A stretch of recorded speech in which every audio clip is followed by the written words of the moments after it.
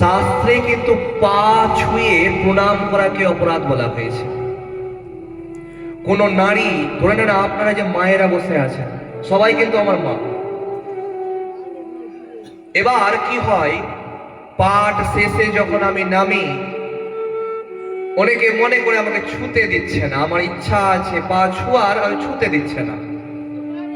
কিন্তু খুব মন দিয়ে শুনবেন, আপনার যদি অনেক ইচ্ছা থাকে প্রণাম করার, আপনি ভূমি মাতাকে, এই যে আপনারা যার উপরে বসে আছেন না, তার নাম কি? ভূমি মাতা। এই ভূমি মাতাকে প্রণাম করবেন না। হাতটা কেমন থাকবে? এরকম। ভূমি মাতাকে প্রণাম করবেন, কারণ পা ছুঁয়ে প্রণাম করবেন না। কেন? সামনে তুলসী গাছ দেখতে পাচ্ছেন প্রত্যেকে। এই তুলসী দেবীর কিন্তু পূর্ব জন্ম হচ্ছে বৃন্দা দেবী। কি নাম? বৃন্দা দেবী।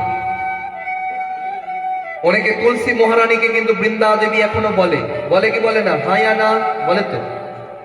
এই বৃন্দা দেবীর স্বামীর নাম ছিল জলন্ধর বা শঙ্খচূড় নামক একটা রাক্ষস বা দৈত্য।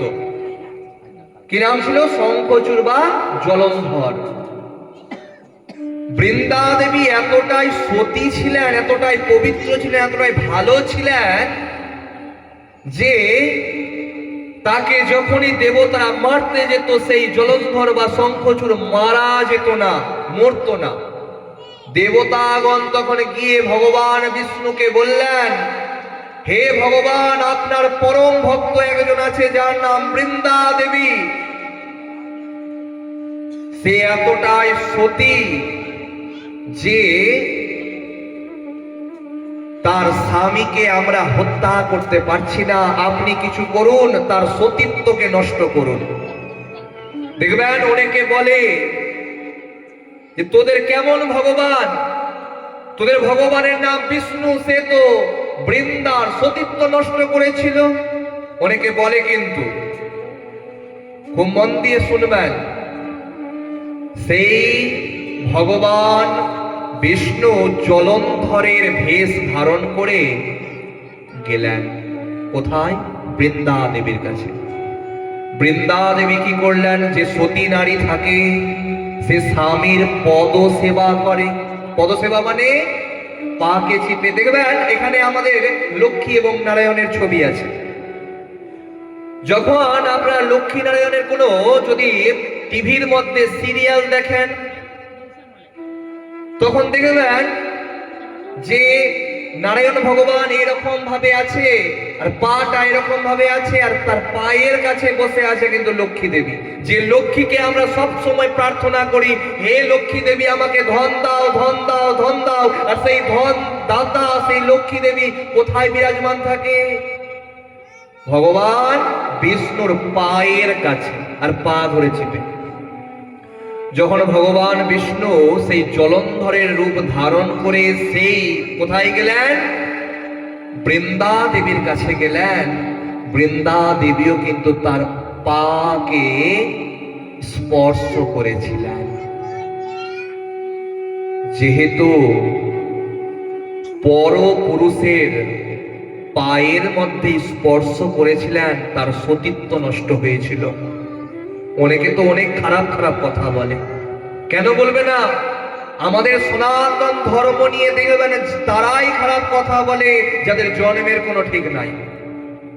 কারণ সনাতন শব্দের অর্থ হচ্ছে যা আদি এবং অনন্ত, যার শুরু কেউ নাই। আপনি বলতে পারবেন না এই সনাতন ধর্মের প্রতিষ্ঠাতার নাম কি।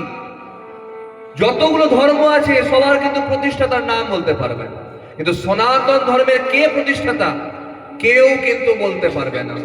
এটা হচ্ছে আদি এবং অনন্ত, যার শেষ নাই। এই সনাতন ধর্ম কোনোদিনও শেষ হবে না, কোনো মিটাবে না বা মিটবে না।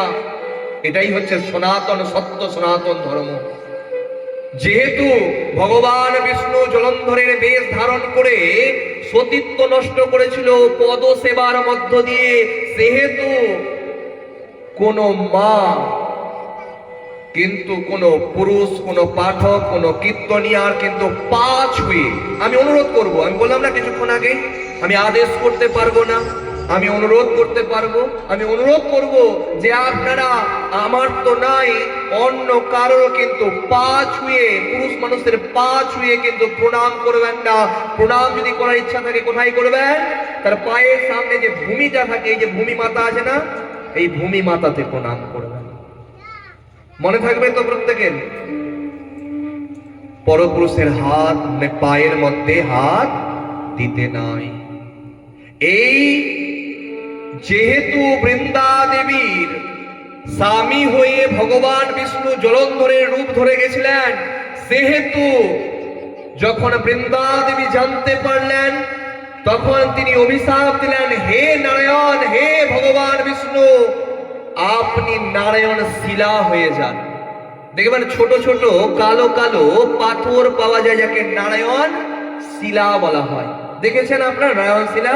এতটুকু থাকে, জানেন, কালো দেখে। নারায়ণপুর পুজো, সত্যনারায়ণ পুজোতে কিন্তু দেখবেন বিভিন্ন মন্দিরের মধ্যে দেখতে পাবেন নারায়ণ শিলা। যেমনি গোপালের জন্য আপনাদের বাড়িতে লাড্ডু গোপাল থাকতে গেলে যেমন সিংহাসন কিনে পাওয়া যায়, ওই নারায়ণ শিলা রাখার জন্য সিংহাসন পাওয়া যায়। তো এই বৃন্দা দেবীর অভিশাপের ফলে ভগবান বিষ্ণু এই নারায়ণ শিলা হয়েছিলেন। তখন ভগবান আনন্দিত হয়ে প্রসন্ন চিত্তে বলেছিলেন সেই বৃন্দা দেবীকে, তুমি পরবর্তী জন্মে এই তুলসী গাছ রূপে জন্মগ্রহণ করবে, আর তোমার তুলসী পত্র যখন আমার নারায়ণ শিলার মধ্যে পড়বে, তখনই কিন্তু আমার পুজো সুসম্পন্ন হবে। ওই জন্য তুলসী গাছকে, তুলসী মহারানীকে কিন্তু ভগবানেরই স্ত্রী বলা হয়। এবং বলা হয় কোন দিনটাতে তাদের বিবাহ হয়েছিল? উত্থান একাদশীর দিন, যাকে আমরা দেব উঠনি একাদশী বলে থাকি। সেই দিনে কিন্তু বিশেষ করে তুলসী মহারানীর পুজো করতে হয়। बोलिए तुलसी महारानी की जय, प्रेम से बोलिए बांके बिहारी लाल की जय।